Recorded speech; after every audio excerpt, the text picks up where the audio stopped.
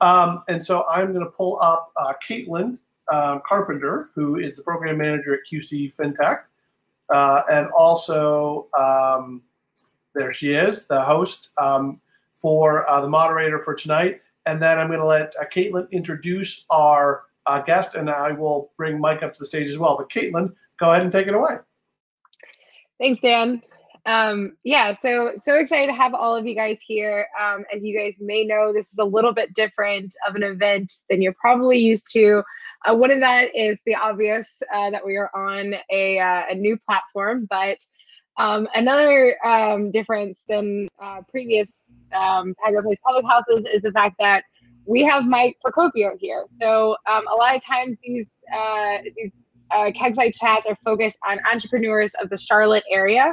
But there's something that I thought was really important for us to talk about, and that was mental toughness, because everything that we're going through right now, it's definitely trying, regardless if you are a basketball consulting coach or if you're an entrepreneur or you're working at a Fortune 500 company, it's a pretty trying time. So I thought this would be a great topic to talk about. And then I didn't think of anyone else I thought could shed more light on this other than Mike Procopio. So with that in mind, I'll actually turn things over to Mike. Mike, would you be interested in giving a little blurb about yourself?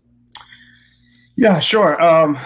Thank you, Caitlin, and thank you everybody for having me. This is a pretty cool event, a great venue as far as the new, we're all used to doing about 8,000 Zooms. This is a little bit of a different way to get out of that funk a little bit. But yeah, so my name is Mike Procopio. I run a company called the Hoop Consultants.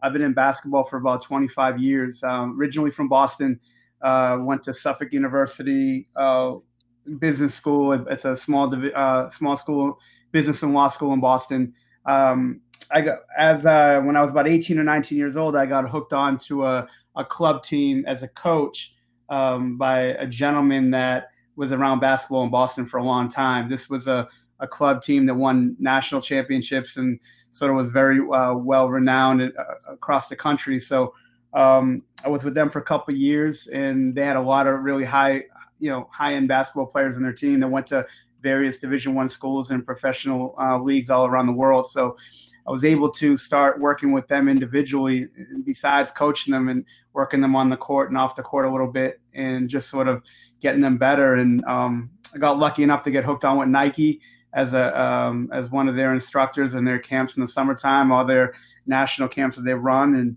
and just got really,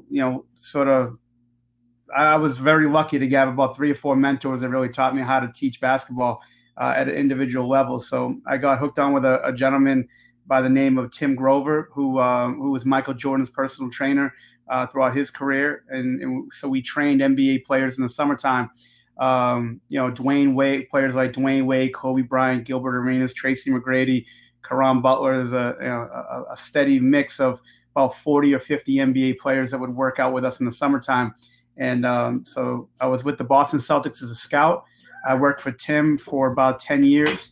And in that 10 years time, hold on for a second, my son just threw in here to watch Disney Plus, I guess. We know who runs the house. Frankie. So basically we did that. And I was with the Celtics. Tim got me hooked on with Kobe Bryant one day. So sorry about that.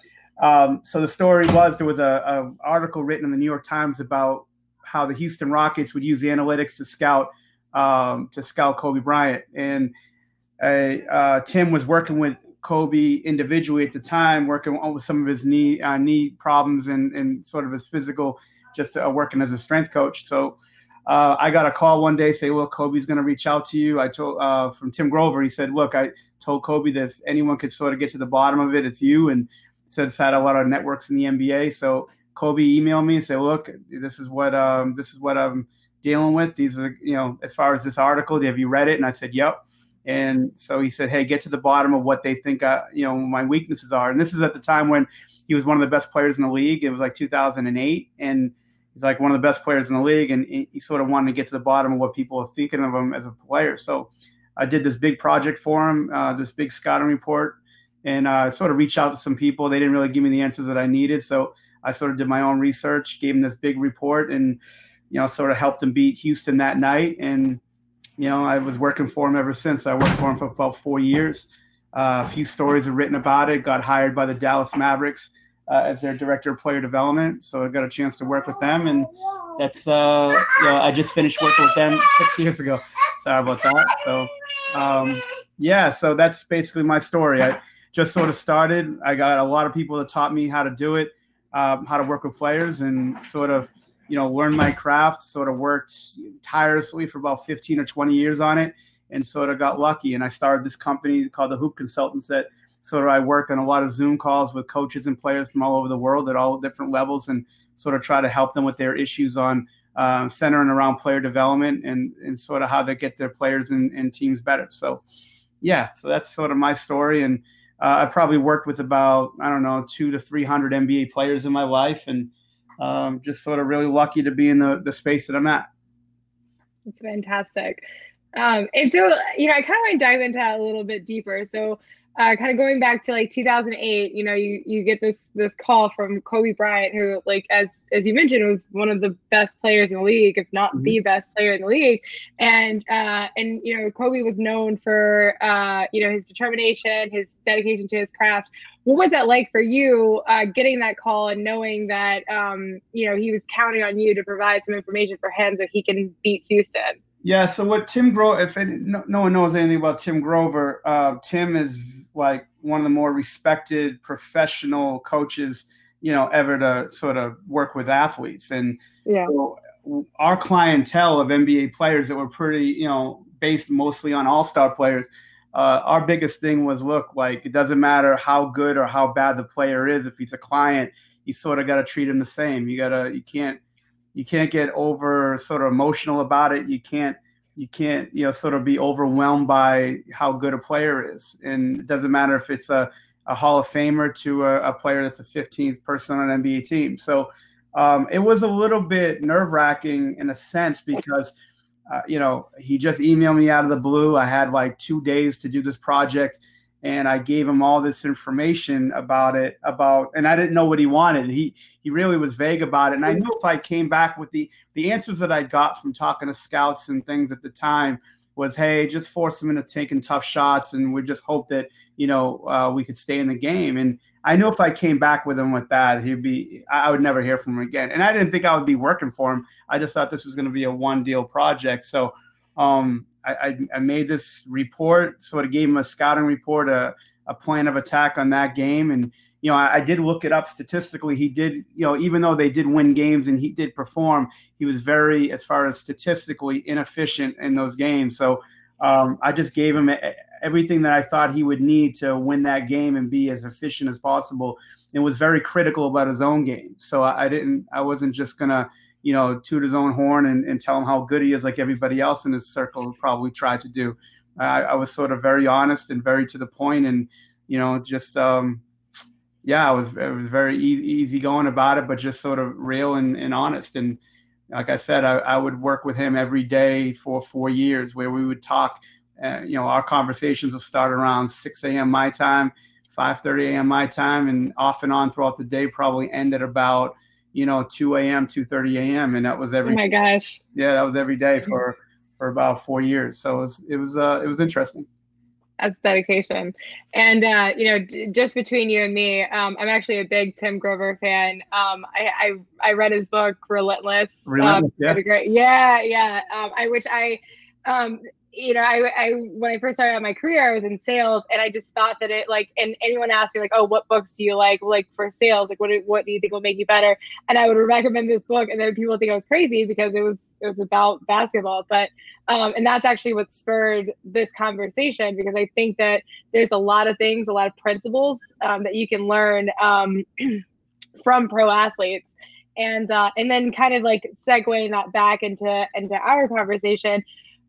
Would you say, like, you could see a marked difference between certain players, like in terms of like their mental toughness? Like, what does that exactly look like? So, I mean, talent's talent, right? Like at the NBA level, like the elite talent is just at another level from like the players that are like, hold on, my dog wants to get out real quick. Yeah, out.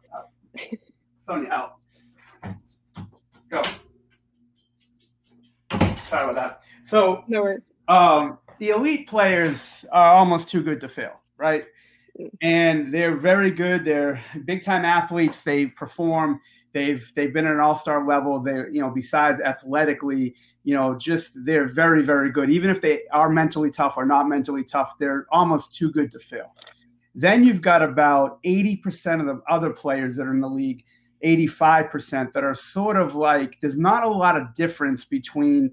I mean, they're very good at basketball. They're athletic. They could have a skill. They could shoot. They could play defense. Whatever they can do, but you could tell the players that are mentally gifted, and as far as like their routine every day, how they prepare for opponents, how they prepare their body, how they prepare their mind, and they have sort of a daily routine they go through that sort of makes them successful on a daily basis. And you see the players that have talent. Probably talent enough to be an all-star level player, and they just couldn't put it together. We had clients like that at Attack in Chicago, where we had this player that was probably good enough to be an all-star level player. He's 7 feet tall. He was one of the more athletic players that I've ever seen, but he had no, literally he had like 3 or 4 people that would wake him up every day to get to the gym. He was overweight. He was a player that easily should have made $150 to $200 million a year, but he had all these people around him. He had no mental stability. He would just sort of sleepwalk through this thing, and he was good enough for a couple of years to be a decent level player. But once his physical skills were declining, he didn't have that routine every day that would sort of put his career on track for 15 years. And that's the biggest difference between some of the great players in the league at any level, or even in business, where you've got a daily routine every day. You prepare for the day. You prepare to be as good as you can be, as well as preparing against your opponents and the people that you compete with. And you gotta do your homework on them, and how do you gonna attack the day. And I think that there is a big difference when you see all these players that go broke, or spend 2 years in the NBA instead of 15 years in the NBA because of a lack of mental focus. Plus the fact that there are 60 players drafted every year to get in the NBA, 42 of them are going to make it. That's 42 less jobs that are going to be. And I think players really don't think of it that way, where people are gunning for their jobs. Every year there's 42 less jobs in the NBA because of these new rookies coming in to try to take their jobs. That, it is a beauty contest sometimes, where people look at the younger talent that's coming in the league and they forget about the older players sometimes because it's a talent youth thing. But mental toughness is a huge part of that 80% to 85% of the league, where they're competing on a daily basis to sort of keep their jobs. That's great. I mean, that's a great point to make. Especially when you're comparing mental toughness and talent. Like, as you said, there are talented people that should be making more money. They should be in the league a lot longer than they are, but it's all about the mindset, right? Sure, absolutely. And that's, working for Kobe, he had the mentality of somebody who was like the 12th best player in the team as far as how he prepared, how hard he worked. And he could have coasted easy his last 8 or 9 years in the league, but he decided that, his summers were crazy and intense, where 2 weeks after losing the finals in 2008, he's working out at 5:30 5 a.m. That's the first time I met him. It was in 2008. I was doing a camp for Nike, and he was in California. Obviously, that's where he lived. And I got this call from Tim's Grover saying, "Hey, look, I want you to work Kobe out. He's getting ready for the season already." And this was 2 weeks after spending. He just lost in the NBA Finals. Usually NBA players take about 3 to 5 weeks off, where they let their body heal and then they get into it. Most players really don't pick up a ball until August or early September going into their season. So this is June. This is late June, and he's already hitting it hard. I got a taxi. He was there to pick me up at 4:30, got to the gym at 4:45, and he was already there in a sweat there at 4:30. So we went for 2 hours on the court, and at the end, I was like, "Do you want me to come back tomorrow?" He goes, "You can come back, but all I'm going to do is defense tomorrow. So I'm not touching the ball, and I'm just going to work on defense for 2 hours." I said, "What does the rest of your day look like from now?" And so it was around 7. He goes, "Well, 7 to 9, 5 to 7 basketball, 7 to 9 weights. Then I've got a hot tub, cold tub. I do my stretch. I do my stretch in my hot tub, cold tub. Then I take a break. I come back. I got yoga, martial arts, go back home, play with the kids, nap, and then I do track work at night. And this is in the off season. This isn't regular, protocol for any NBA players in the summer will probably do 2 hours. This guy was doing about 8 to 10 hours a day, every day, and he's one of the best players on the planet. So to have a guy with that mentality of preparing his body and taking care of his body and his game in the off season when most players are resting, it's be tough. Yeah. And so so you can definitely see, the fruits of his labor, right? Like you can see that all that hard work paid off. Why would you, in your opinion, why do you think that there aren't as many players that have that same dedication as Kobe did? Or do you think it's just, because it's such a commitment, it's too hard? What would you say it is? I think most of it is because of the fact they dominated so much physically throughout their whole lives. From 11 years old on, they never had to work at it. Most of them are just talented players. They're either taller, more athletic. They were just gifted. And they never think that there's going to be somebody that could sort of cut them off and take their job. Mentality, they're always all-stars in their league. They're always the best player in the team. You got everyone telling you how good you are. And there's no switch that turns and somebody grabs you by the arm and say, look, this is how you have to structure your day to become a really good player. Here's how you deal with, here's how you deal with adversity. When adversity hits, here's how you deal with that. Here's how you channel all this. And, good, bad, and different. You have to talk to people. You have to be coached. You have to take care of your body. You have to scout opponents. And you have to have a plan of attack because there's going to be a time where you're not going to be the best player in the court. And you have to deal with that. You have to be a good teammate. You have to deal with a coach. We always tell the players that we work with, look, especially younger players, say, look, forget about being in the NBA. I'm just talking about in the real world. If you can't work hard and you have a hard time, say, being on time for things, what's going to happen when you work in the real world and you can't be there on time? How long do you think you're going to keep a job? If you're not a good teammate and people hate being around you and you hate being around people, what happens when you have a project where you have 5 other people in your team that you have to work with a project in when you have a real job? You're going to get fired. If you can't be coached and you have a hard time with coaches and you keep going back and forth to coaches, what do you think that boss is going to do that's demanding of you? You're going to go back at them. You're not going to keep your job. So I think that you need to really structure yourself to be prepared. And this is why I think sports is a great way to sort of teach you on your next level and how you become, a very good person in society as far as getting a job and holding a job and sort of rising up the ladder. And that's why Kobe being as successful he was off the court. I mean, yeah, he could have just milked it and had all these businesses and people want to do business with him because he's Kobe Bryant. But I mean, he won an Emmy. He won all these awards and things for his businesses because of his work ethic, because of how he studied, because of how he could be coached, because of his work ethic and his drive. And I think that sort of what he took as a basketball player as being not only competitive, but preparing, took him into the business world. And I think if you're running a business or you're just an employee or running a business, you have to have that mentality of, I have to take care of myself. I have to prepare. I have to prepare for my opponents. I have to work hard. Working hard just gets you so far. You have to channel that work.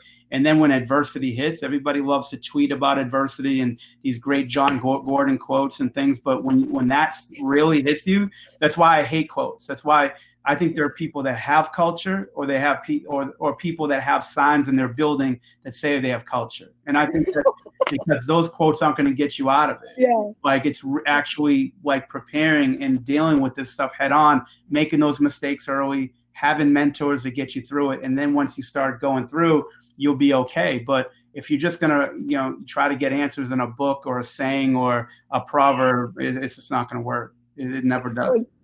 Is that a shot at me for bringing up Tim's book, or?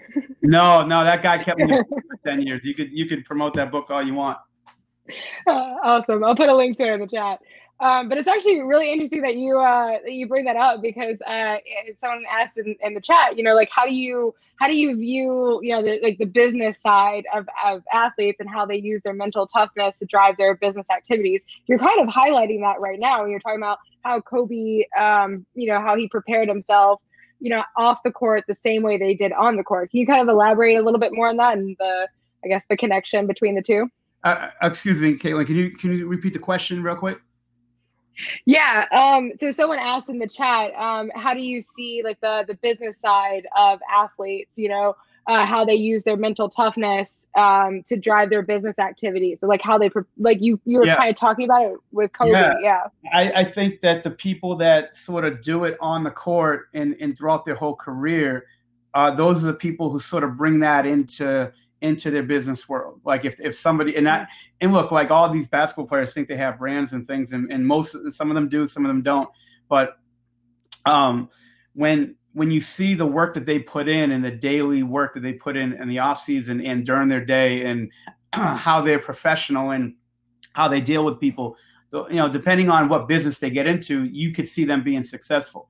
If you see the player that's always late, that's always hard to deal with, that's that just blames everybody else, and then they get into business, you just look at the other coach you're with, they're like, there's no chance. I'd rather invest my money in Enron than invest my money in that guy, because I know that they're not going to do what they need to do to be successful. They're going to think that because they have a name, they're just going to show up. There's only a few players. There's about, out of 450, there's about maybe 15 or 20 that like demand making money on anything they do, and people are just overly attracted just to be around. The other players sort of have to work around it, and that's what they don't understand. So having that work ethic and that drive and how to deal with adversity and how to deal with people, and I think that all sort of gets bundled together and when they have business ventures off the court. And I think that, depending on the business they are in, but their daily sort of how they deal with things and how they prepare is sort of going to take them to a next level in anything they do. Very nice. And would you say like mental toughness is something that people are born with, like they're just born that way, or is it like a skill that like needs to be developed and cultivated over time? I think you're born to be competitive. I think there are competitive people. You could tell it, and you could tell it in children, as early as like age 4 or 3, but I think you do need to channel that competitive nature with a mental toughness of getting that routine. I dealt with a sports psychologist. His name was Don Cockstein, who taught me most of what I needed to know about how to deal with athletes off the floor. Tim gave me a great education, but Don did it for a long time, and that was his specialty. And you have to sort of nurture that young in an athlete, as young as you can, to sort of deal with that daily routine. And I think that having that routine and then dealing with the being able to flush out, adversity. We always talk to players, even with Kobe, after a game, I would wait, I'd have his film ready for him, but we wouldn't really start talking to him about 2.5 hours after a game. We try to flush it. We try to understand, what did he do right? What did he do wrong? And then try, obviously talk about, if there were things that he did wrong, let's talk about it. Let's address it. And then let's flush it so we're not dealing with it. You can have a chip on your shoulder about adversity, but you can't really let it consume you, because if you let it consume you for too long, it's going to mess up your day-to-day. So how to sort of deal with that adversity and how to channel it right. And I think that's mental toughness, not only having a routine, but dealing with adversity and then moving on with that and being able to flush that as early as you can. Absolutely. That's fantastic. And yeah, like I honestly think this was a very important talk, just because, I think entrepreneurs seem to be in like the same boat, so to speak. There are thousands of entrepreneurs out there, and especially, the more traction they get, they're in a similar situation, right? Where they're surrounded with people who are kind of telling them how great they are, or then, there's some people that, are trying to give them some honest feedback, and maybe they're not as open to it. And so like for you, would you say, like, let's say, you're talking to an entrepreneur and but you're talking to them as if they were an athlete. Like, what advice would you give an athlete that you think would be also applicable to an entrepreneur? Just the last question to wrap things up. I think you really need to know why you do things right and why you did things wrong. Why are you successful and why you are not?